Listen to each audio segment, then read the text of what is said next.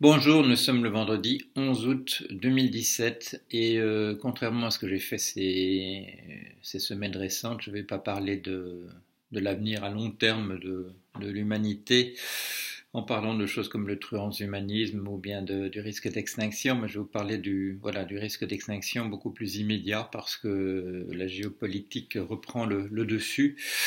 Et je voudrais vous parler en particulier de deux grandes puissances qui sont en train de tomber en vrille et ce qui aggrave la situation de manière tout à fait considérable, comme devez sans doute le constater en lisant les journaux. Et ces deux grandes puissances qui sont en train de tomber rapidement à un vent subalterne, ce sont les États-Unis d'Amérique et le Royaume-Uni, la Grande-Bretagne.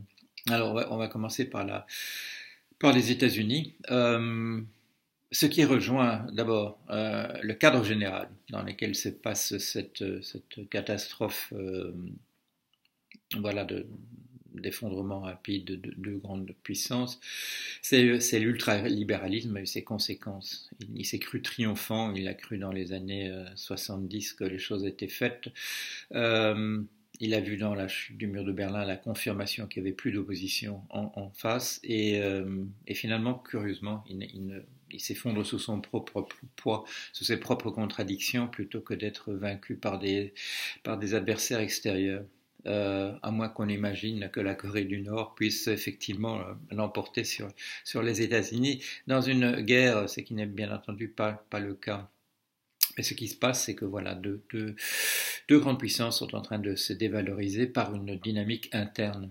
Alors, qu'est-ce qui s'est passé aux États-Unis? Vous le savez, c'est la puissance de l'argent. La puissance de l'argent a permis à un candidat, face à une opposition décrédibilisée par les contradictions internes je dirais, de la social-démocratie incarnée par M. Bill Clinton et ensuite par son épouse, dans la mesure où elle a fait des concessions extraordinaires à cet ultralibéralisme et s'est retrouvée pris au piège, voilà, à l'intérieur de ça. Alors, qu'est-ce qui fait que l'ultralibéralisme se conduit à la catastrophe? Bien sûr, la concentration de la richesse et puis la dérégulation et finalement la privatisation. Ce sont les éléments qui font qu'il n'y a plus de biens communs. Les riches, on est dans une logique du vainqueur emporte tout et du malheur au vaincu. Et on a des systèmes économiques qui se grippent ou simplement les gens qui font des paris les uns vis-à-vis des autres. Un jour c'est l'un qui l'emporte et puis un autre jour c'est un autre, mais ils sont tous les mêmes, ils sont tous du même genre. Et on obtient ce qu'on voit aux États-Unis, j'allais dire un crétin, mais je devrais peut-être pas hésiter à le faire, bourré de fric. Beaucoup de cet argent-là ça va apparaître très rapidement. C'est de l'argent de la corruption, c'est de l'argent de mafia quelconque, c'est de l'argent sale qui a été recyclé. C'est ça que ces adversaires sont en train de mettre dans un dossier pour abattre cet homme qui est une catastrophe ambulante. Mais le mal aura été fait. Le mal aura été fait quand finalement ce pays se débarrassera de son président fou. Ce pays sera, et je l'ai dit ça tout de suite à son élection de M. Trump, ce qu'il va faire, il va faire tomber son pays au rang de puissance subalterne, inférieure, ce qui sera peut-être qu'une reconnaissance de l'état dans lequel ce pays est effectivement. Ce pays qui, pas plus que les nôtres d'ailleurs, il faut bien le dire, n'est parvenu à redresser la barre véritablement après la crise de 2008, la crise des subprimes. Quelques gesticulations, quelques tentatives sur des questions de détail de modifier les choses, qu'on va renverser un jour ou l'autre en disant que c'était des mesures excessives. C'est toujours là ce qu'on vous explique finalement, que on avait surréagi, on avait réagi de manière exagérée, donc on n'a pas besoin de tous ces garde-fous qu'on a mis et dont on n'avait en réalité pas besoin. Et en fait, et là je reviens toujours, c'est aussi un de mes dadas, ce qui empêche que les adversaires de ce genre de discours, que ceux qui veulent qu'on réglemente à nouveau, qu'on mette des barrières à nouveau. Ce qui empêche de le faire, c'est qu'il n'y a pas la théorie derrière, il n'y a pas les explications qu'il faudrait. Si, bon, il y a l'un ou l'autre ici ou là qui vous explique comment ça marche, et on m'invite de temps en temps à France Inter et je peux expliquer aux gens et les gens sont enthousiastes en disant mais monsieur, j'ai compris pour la première fois comment ça marche vraiment, merci beaucoup. Oui, c'est comme ça que ça se passe, mais c'est quoi? C'est 15 personnes, c'est 20 personnes. C'est pas comme ça qu'on va changer les choses. On revient dans les mêmes ornières parce que les grands prix Nobel d'économie depuis une vingtaine d'années, une trentaine d'années, ce sont des gens qui ont mis en place en réalité, qui ont créé le cadre idéologique de cet ultralibéralisme. Pourquoi? Parce que c'était des copains je ne sais pas pourquoi je mets ça au passé, ce sont des copains qui s'attribuent des prix Nobel d'économie les uns aux autres, tous plus ou moins liés à la Société du Mont Pèlerin, qui est ce think tank, ce bureau d'études depuis des années, depuis la fin de la Deuxième Guerre mondiale, qui réfléchit à comment mettre l'ultralibéralisme en application à l'intérieur du monde. Alors, je ne vais pas vous en dire plus sur les États-Unis parce que bon, là, les choses s'effondrent de minute en minute. On a cru c'était il y a une semaine ou il y a 10 jours, qu'en mettant le général Kelly, qui est un de ces militaires à la MacArthur, à la Patton, un de ces militaires à la mâchoire carrée, qu'il allait remettre un peu d'ordre là-dedans. On a dit, le test, c'est savoir si Trump va continuer à émettre ces tweets complètement délirants. S'il n'y arrive pas à le maîtriser à ce sujet-là, ce sera terminé de toute manière. Et voilà, réaction délirante à propos de la Corée du Nord.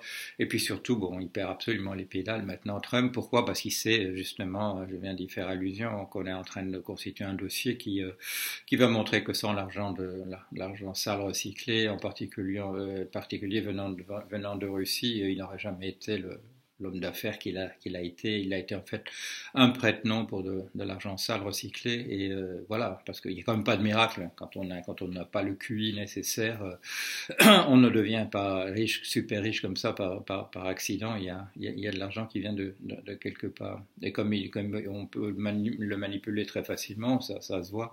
Il suffit d'un compliment, sans la moindre justification pour que ce type ne se sente plus. Enfin voilà, donc ça c'est cette histoire extrêmement triste des États-Unis. D'une certaine manière, les peuples ne sont jamais responsables, mais ils sont toujours comme un petit peu de ce qui leur arrive, par complicité, par servitude volontaire, en se taisant. C'était toujours la même histoire. Hein. Quand ils sont venus pour les Juifs, j'étais pas juif, je m'en suis foutu. Quand ils sont venus pour les communistes, comme j'étais pas communiste. Et puis il vient un jour, on se rend compte qu'à force de fermer les yeux, les petits singes là, celui qui n'entend pas, celui qui voit pas et c'est celui qui n'entend rien. Eh bien, on se retrouve dans la situation où c'est soi-même qui se retrouve piégé là-dedans. Alors, toute notre commisération pour les États-Unis, il se passe près de chez nous des choses qui ne sont pas toujours très faciles à distinguer d'ailleurs de ça, à plus petite échelle, heureusement, mais enfin, il faudrait quand même qu'on se réveille avant qu'on se retrouve avec le même genre de choses ici, en prenant de vraies mesures sur de vraies solutions. Il ne faut pas y aller par quatre chemins. Alors la Grande-Bretagne, je dirais, c'est encore plus navrant puisque c'est une mauvaise manœuvre de politiciens qui a conduit à la catastrophe qu'on voit maintenant. Évidemment, nous avons été complices aussi. Nous avons accepté qu'on nous mette, qu'on remplace les États-providence par des marchés. Et puis un beau jour, on en a marre de ces marchés en se disant on voulait autre chose que ça, que simplement des marchés. C'est ce que les Britanniques ont dit. On leur a dit vous votez sur ce truc qu'on vous a fait, qu'on appelle l'Europe, qui est en réalité qu'un gros marché, pas grand-chose d'autre. Et ils ont dit, on n'en veut pas. Et du coup, ils sont obligés maintenant d'essayer d'en sortir. Et là aussi, ça va faire tomber cette cette puissance qui restait, voilà, tout ça reposait sur les restes d'un empire colonial, mais c'est en train de devenir vraiment pas grand-chose, c'est en train de tomber au rang que ça méritait en réalité, parce qu'au milieu de tout ça, il y a bien sûr cette construction de la City, c'est-à-dire un truc extrêmement riche, mais simplement voilà, une entreprise de piratage à l'échelle de la planète. Et ça, évidemment, c'est en train de se fermer, parce qu'avec ce Brexit, c'est en train de se fermer, c'est en train de se déplacer à d'autres endroits, des petits bouts, mais le machin lui-même s'effondre au mieux, alors que ça représentait, dans l'état actuel de la Grande-Bretagne, une source importante de revenus pour la nation. Ce sont les mécontents, ce sont les rouspéteurs, ce sont les gens qui ne mettent pas à marcher, ce sont les vieux qui ont voté pour ça. Et comme faisait remarquer un commentateur hier, ce sont les jeunes qui se retrouvent à devoir régler l'ardoise une fois de plus, voilà, comme toujours, parce que les vieux sont en voie de recyclage.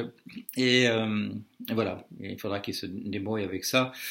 Alors, bien entendu, maintenant les Britanniques vous disent qu'ils voudraient garder les bons côtés de l'Union européenne et se débarrasser des mauvais, qui ne voudraient. Et évidemment, ça, c'est pas possible. On leur avait promis dans la campagne électorale, dans la campagne du référendum, on leur avait dit, vous allez gagner 350 millions de livres par semaine en n'étant plus à l'intérieur de l'Europe. 350 millions par semaine de livres britanniques, c'est quand même beaucoup d'argent. Et les gens y ont cru, et maintenant, quand on fait les calculs, on s'aperçoit qu'ils vont devoir régler sans doute de l'ordre de 40 milliards d'euros, devoir eux payer 40 milliards d'euros, alors qu'on a promis aux gens à qui on a raconté des fadaises que ça leur apportait 350 millions par semaine. Voilà, c'est pas la même chose. Et là, ils essaient de faire machine arrière. Je vous avais dit, moi, que ce truc sera impossible. Il sera impossible. Je l'ai dit le lendemain, là aussi, hein, une de mes prophéties. Il n'y aura pas de Brexit. Mais le fait qu'il n'y aura pas le Brexit, ça ne veut pas dire que le pays ne va pas s'effondrer dans les tentatives quand même de le faire. On se plaint à Bruxelles maintenant que les équipes pour le faire du côté britannique n'existent pas, qu'il n'y a personne qui vient quand on fait des réunions. Donc ça montre quand même qu'ils ne sont pas tout à fait pressés. Et voilà. Et quand ils se rencontrent, c'est sans directive bien particulière, parce qu'à l'intérieur du gouvernement britannique, ils sont en train de s'étirer l'un sur l'autre, parce qu'ils n'ont pas du tout la même version de ce qu'il faudrait faire. Enfin, voilà, tout ça est flagrant, c'est pas flagrant, tout ça est navrant, mais c'est flagrant aussi d'une certaine manière, et tout ça n'est pas drôle parce que tout ça se passe dans un cadre où il y a des conflits, il n'y a pas que la Corée du Nord, vous le savez très bien, il y a la Syrie qui est tout ce qui se passe autour de la Syrie qui est évidemment un truc explosif, qui est une poudrière. Il y a aussi, on n'en parle pas beaucoup de notre côté, mais il y a un conflit très très sérieux entre l'Inde et la Chine en ce moment même. Il y a des escarmouches entre la Chine et d'autres pays dans la mer de Chine sur les contestations d'îlots. Les îlots jouent toujours un rôle important, surtout quand il n'y a personne dessus, ils jouent toujours un rôle très important dans le déclenchement des guerres. L'histoire d'extinction, ça va aller encore aller beaucoup plus vite si on commence à se lancer dans des guerres avec des armes nucléaires. Ça peut aller très très mal, très très vite. S'il y a un conflit nucléaire en Corée, et je vois que j'ai vu, je ne sais pas si, il faudrait que je vérifie le chiffre, mais un chiffre qui me revient de la lecture d'hier, c'est que Séoul, la capitale du Sud, est à 50 km de la frontière du Nord. Alors, vous le savez, c'est comme le nuage de Tchernobyl, des guerres nucléaires sur des petits pays. Finalement, les pays ne sont pas très très grands en kilomètres. Ça dégénère très facilement sur les voisins. Bon, je vais arrêter là. Et je vous dis à la semaine prochaine. Allez, au revoir.